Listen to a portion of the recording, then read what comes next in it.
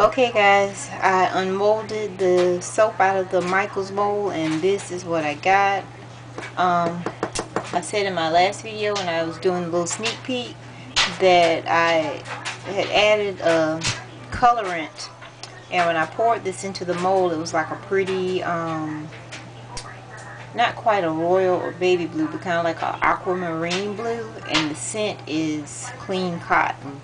And as you can see, it did all type of weird things here. I got a lot of different colors going on, which, you know, that happens when you're making soap. Sometimes your colorant or your scent reacts, or sometimes your mixing just isn't complete and thorough, and you just get, you know, some weird and funky looking things going on. But it's pretty hard already. I just unmolded it, and it's 7 p.m. Eastern time here at the filming of this video, and I put this in the oven last night, probably at midnight at 200 degrees for 1 hour, and then I turned the oven out and let it sit all night in the oven. Closed door, don't open it. If you do decide to try the oven processing, you just want to keep that heat in. So anywho, we're going to see what it looks like in the middle. I just used 2 oils in this batch. I was playing around with this is coconut oil and canola oil, and I usually use coconut, olive, and canola, or I've used safflower, corn, you name it, I've used it. Lard, I've used all type of oils, but this one is, like I said, the coconut and the canola. And I played around with the water ratio to this, which I sometimes do when I oven process, just because sometimes if you cut your water, it'll speed up the process, the saponification process of making soap. But you know, that's something you can get into if you decide to play around with making soap. So it called for 12 ounces of water, and I cut it by 2, and I can already tell it gave me a really firm bar. And I think I'm going to go back to, when I do this recipe again, I'm going to do the full 12 ounces of water. But anywho, let me give it a quick cut. And you guys, I'm not going to do anything special with the cutting because, you know, I don't sell it, so I don't care, you know, about the shape or the size of the bars, just as long as I get it cut. So let's see with my Michael's cutter. See how it looks in there. Whoa. Okay. See, it's made a really crumbly bar, as you can see right there. And I know that is from me cutting that water. So it could be that this is not going to be a recipe that you can deviate from the water. See, it's really, really crumbly, so it's going to be a fail. But I'm going to go ahead and slice it up and set it out, then see what it does in a couple of days, because it was just an experiment batch. Wow, that is hard. You guys hear that?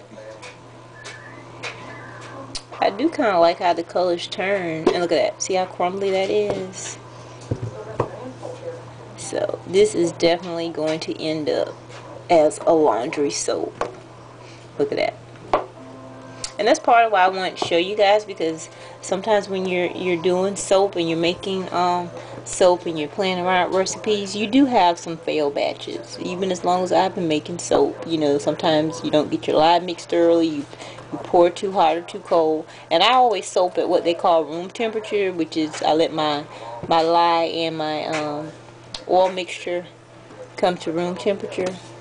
So, and some people I know use the two thermometers and whatnot, and I started out like that, but I don't do any of that anymore. So you see that? It's smooth in the inside in some spots. So I think me cutting the water probably didn't let my lye mixed thoroughly enough, or just the fact that I cut the water just made and produced a very crumbly bar, as you guys can see. So definitely laundry soap. This is not going to be fit to use on the body, but it was just a play around batch, and I just wanted to see what those two oils did with the cut in the water. And now I see it produces a very hard, crumbly bar. At least it did for this time.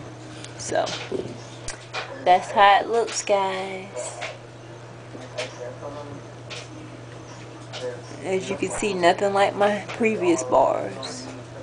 So that's it. I just wanted to show you guys, playing around with making some soap. And like I said, if you want to get into doing it, it's all different ways you can play around with your different oils and your water ratio. You can substitute with milk, but all that gets a little trickier the more complex you make your recipes or experimenting with. So I'll put a link down for a lye calculator that I use when I'm playing around. One is free, one you do have to purchase, and the one that you purchase is wonderful. It even has a little icon, so when you order it and download it, it has the icons that pop up to let you know if your batch is a good combo of oils, lye, and all of that, so you don't have to second guess. And the free one, it's pretty good too. Always when you're doing a recipe, you want to double check your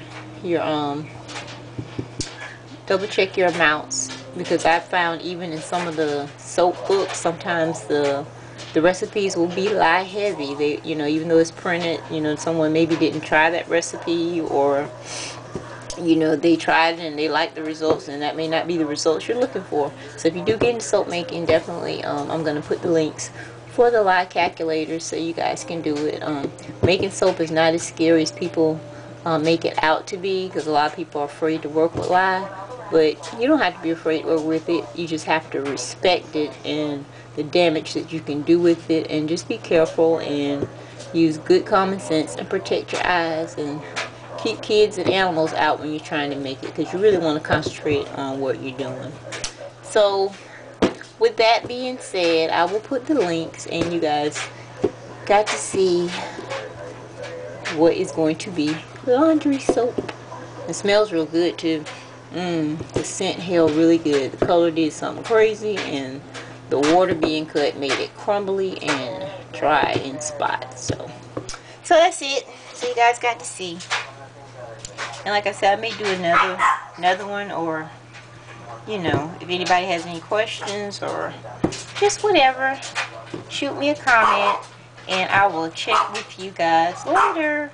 Bye.